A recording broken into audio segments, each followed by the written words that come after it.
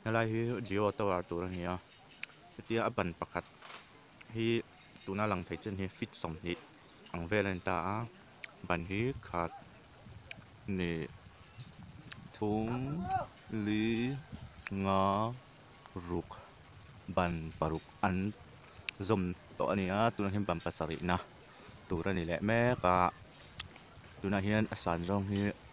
fit som ni vel theu ni chom ban paruk ani chuan fit za le som ni vel nan to atunan zom na len phei hian chuan fit za le som thum chuang vel chu ani che hu dei don za som li som nga vel sang hea tu na mi pahnih hi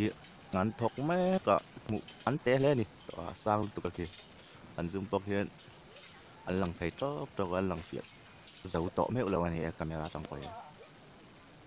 thing vai thok te khen huai le ma ya an kong phela pok hian han in thun po no te khen han lon to pa te khen an du angin an om vela tlak pok hi an hlau loi mo han ti mai turam phar dor dor mai ni an huai khop mai